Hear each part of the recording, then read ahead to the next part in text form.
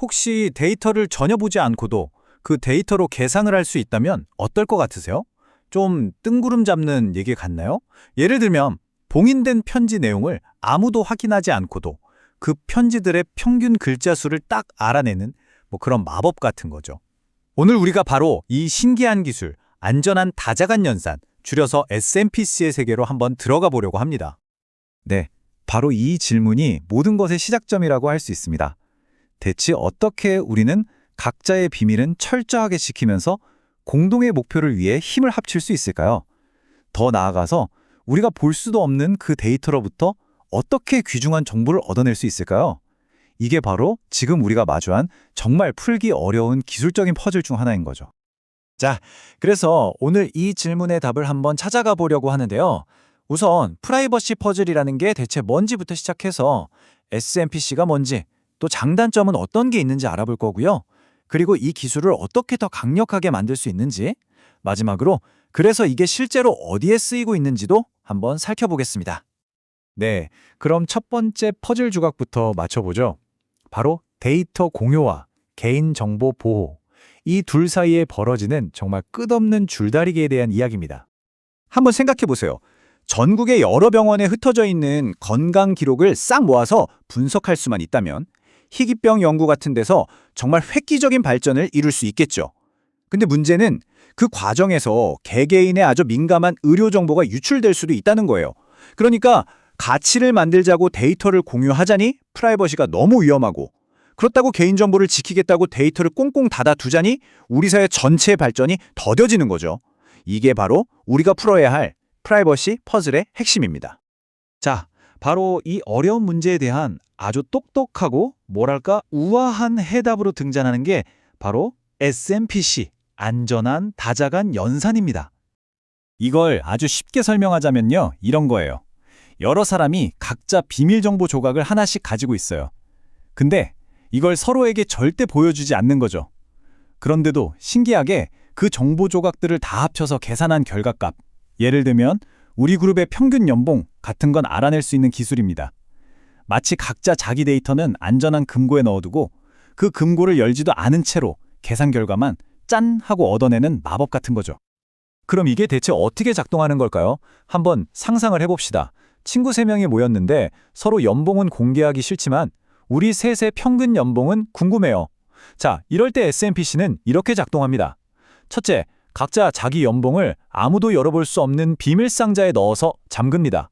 둘째, 이 잠긴 상자들을 한데 모아서 아주 특별한 계산기계에 넣어요.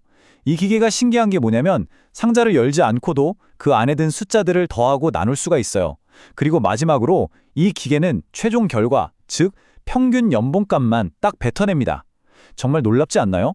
이 모든 과정에서 그 누구의 실제 연봉도 단 한 번도 드러나지 않았다는 거. 이게 바로 SMPC의 핵심 원리입니다. 근데 여기서 정말 중요한 포인트가 하나 있어요. 우리가 보통 생각하는 암호화는 외부의 해커 같은 공격자로부터 내 데이터를 지키는 방패잖아요. 그런데 SMPC는요, 그 목적이 좀 다릅니다. 외부 공격자는 물론이고 심지어는 이 계산에 함께 참여하는 내부자들, 즉 다른 참여자들 서로에게서 내 데이터를 보호하는 게 진짜 목적이에요. 그러니까 보호하려는 대상의 범위가 완전히 다른 거죠. 물론 이렇게 혁신적인 기술이라고 해서 뭐든 다 해결해주는 만능 열쇠는 아닙니다. 당연히 장점도 있고 또 단점도 있겠죠? 그 양면을 한번 균형 있게 살펴보겠습니다. 가장 큰 장점은 뭐니 해도 아주 강력한 프라이버시 보호겠죠. 내 민감한 데이터를 공개하지 않고도 협업을 할 수 있으니까요. 하지만 단점도 분명합니다. 참여자들끼리 암호화된 데이터를 계속해서 주고받아야 하기 때문에 통신량이 좀 많아질 수 있고요. 사실 더 심각한 문제는 만약에 참여자들 중 과반수 이상이 서로 짜고 나쁜 마음을 먹으면 나머지 사람들의 데이터를 알아내려고 시도할 수 있다는 그런 취약점이 존재한다는 겁니다. 그럼 방금 말한 이런 단점들은 어떻게 극복할 수 있을까요? 여기서 끝이 아닙니다. 다행히도 이 SMPC를 훨씬 더 강하게 만들어줄 든든한 지원군들이 있거든요.